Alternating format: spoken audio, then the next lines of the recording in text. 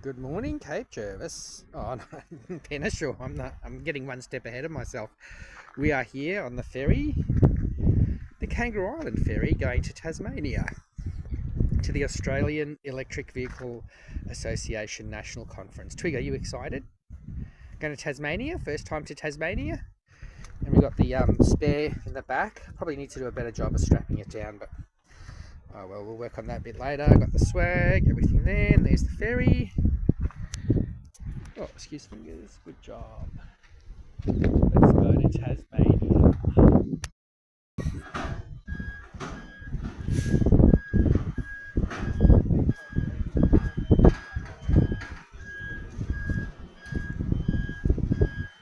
Twig, sheep. What do you reckon of the sheep, Twig? Sheep, Twig. Look at them. Yeah, there's sheep under there. There's sheep under there. You can smell them and hear them, can't you, Twig? Off we go. Off we go. See you, Kangaroo Island. See you, Kangaroo Island. There's all the dirty works. Goodbye. Off to Tassie we go.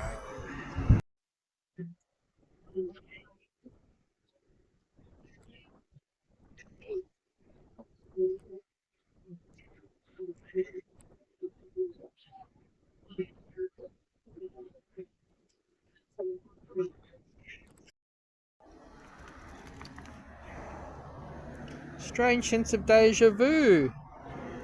Were we here only 2 or 3 weeks ago at the Rhino and the Murray, the mighty Murray, Old Man River. This is Tailem Bend, and that's the Murray River, the bend in the river. There's the Polestar charging. Beautiful day, getting 87 kilowatts. Getting up to 58. We're just charged to 80. Just charge a little bit of charge here and there, and off we go. And there's the rhino from Monarto Zoo. Experience real rhinos at Monarto Safari Park. Tree, come here! Don't go near the road like that. Give me a heart attack. Come on, let's go. Okay, we've been a bit slack with the recording. Here we are at Naracoorte. We were only here a few weeks ago, and we stopped at Keith as well, making excellent time. It's about 2:30, I think. So we're doing really well. Everything's good. Twiggy's had a good time. She's had a bit of a wee, a bit of a drink of water. Hey, Twig. So yeah, everything is going splendidly. Now we go into Victoria. Into Victoria. Woohoo! And we made it into Victoria on the Wimmera Highway, middle of nowhere, crazy road. There we go. South Australia and Victoria. Woohoo! We made it to Victoria. There it is. There we go. Good job. Good morning, Mortlake and Victoria. We're all packed up. We had a really nice night at the church with Louise and John. Charged the car to 90 overnight. Had a nice breakfast. Actually had a Pop-Tart for breakfast, which was a bit different. And so we were only an hour and a half or 2 hours out of Geelong, and the ferry's only tonight at 10 o'clock, assuming I actually got the booking right, hopefully. So we'll go and sit and wait and do some work on the paper. But yeah, had a nice night, slept in the tent out in the yard, that way I could be with Twiggy. And yeah, it was a beautiful old church, and Twiggy's ready to go.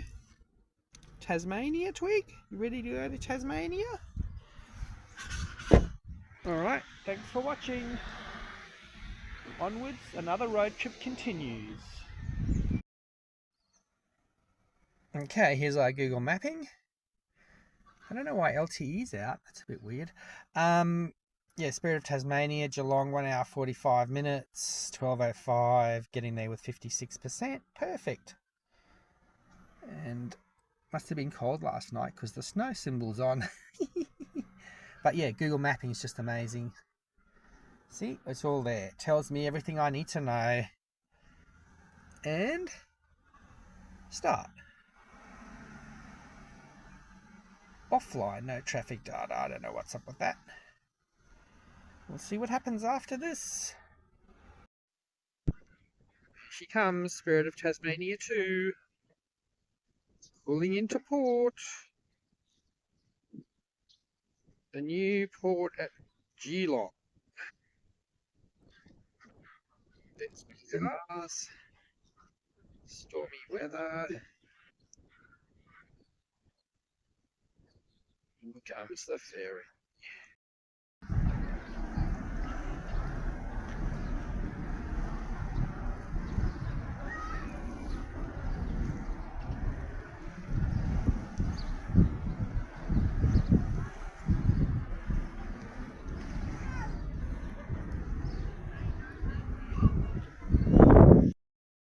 Here we go, up the ferry. We've got our EV sticker. I didn't record any of this. Yeah, but we're going on the ferry. This is going to be interesting. Poor Twiggy's going to go in the kennel. There's all the cars lined up. And up the ramp we go. Here we are in the hold of the ship. Parked with another EV. There's a Tesla there. And heaps of hybrids. BYD. And Twiggy's in the kennel. She went to the kennel.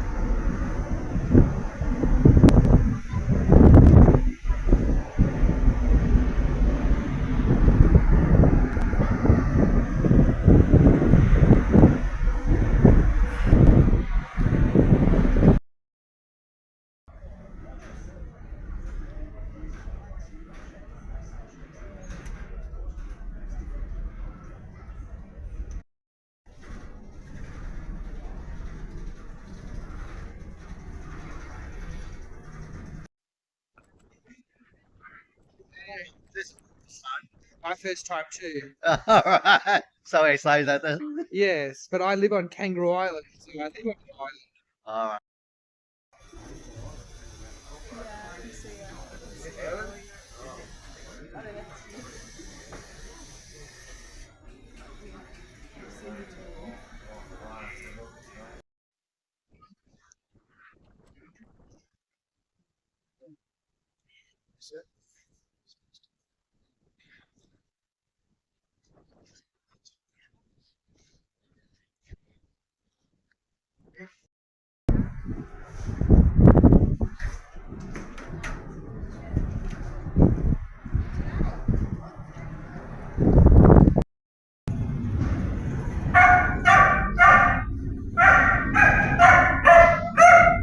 Twiggy, said Twiggy!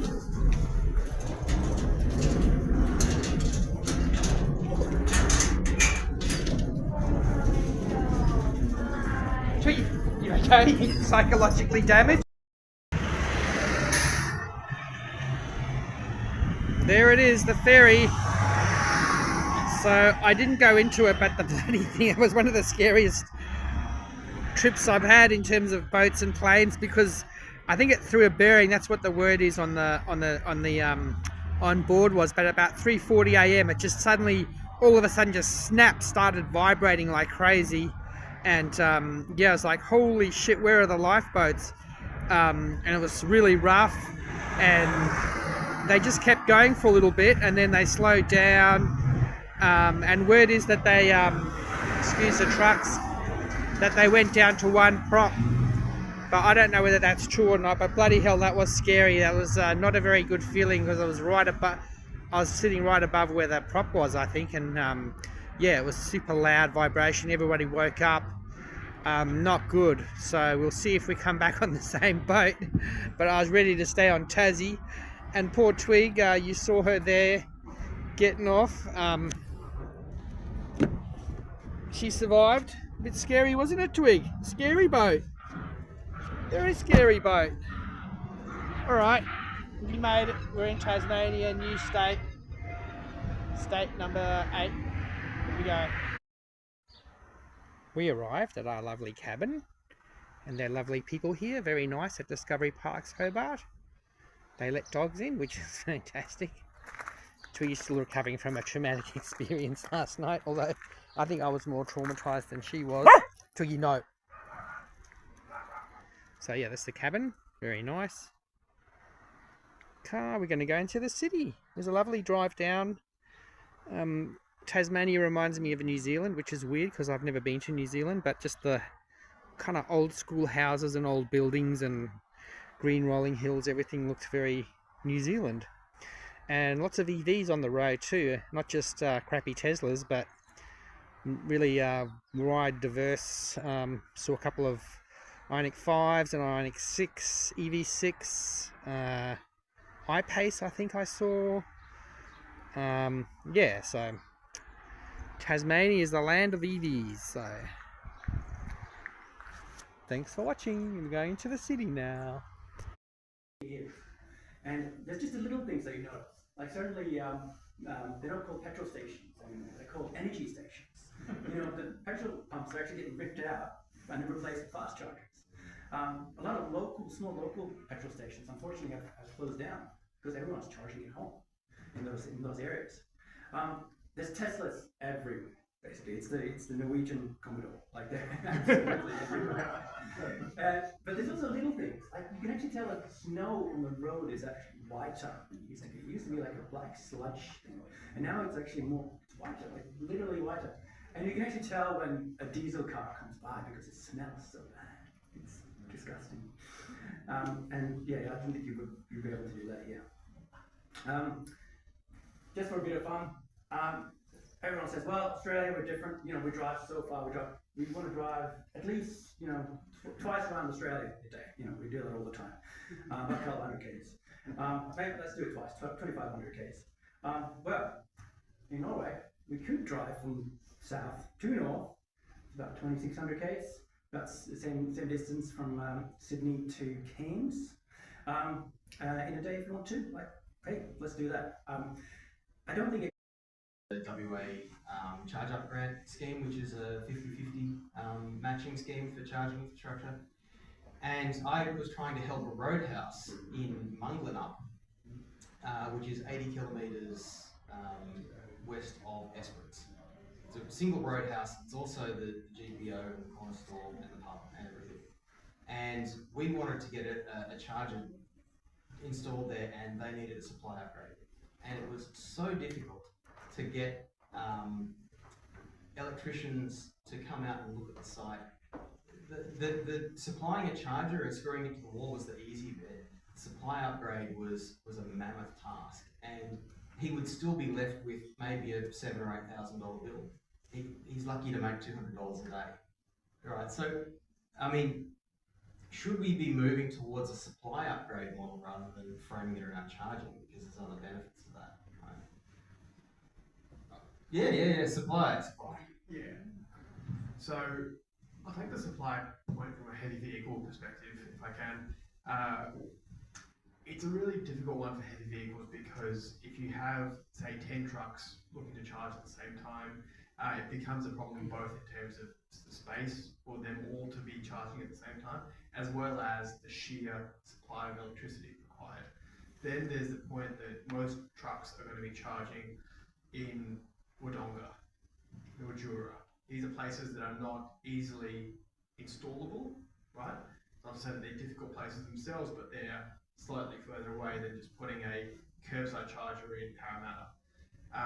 Our engagement with governments at state and territory as well as the federal level has seen the heavy vehicle issue lag behind the light vehicle issue for a range of reasons. One is obviously political, but the second one is just practical. I think the technology has lagged further behind. So I think I agree with you that it is a supply of electrons issue but it is also a technological development issue for this sector. The final aspect would be that I think the industry has sort of hedged its bets, or maybe would be waiting for the technology to develop and make a commercial decision on hydrogen versus battery electric, and that varies across the segment. So as I said in my earlier conversation, your vans, your light trucks, you can electrify them right here and now. But speaking with Linfox, who are one of our members, and Damo as well, but Linfox more particularly because they're really above 30 tonnes, they'll say, look, hydrogen's not at the moment, not to put words in their mouth, but like it's not really happening at the moment. But that hasn't been a settled case until now. So I think that has been another factor that's held back a technological determinism about it, saying we are going all in with battery electric. So yeah, look at probably I think segments of the heavy vehicle world. Charging here in Tasmania as something that workplaces can either apply for a grant or get support to do.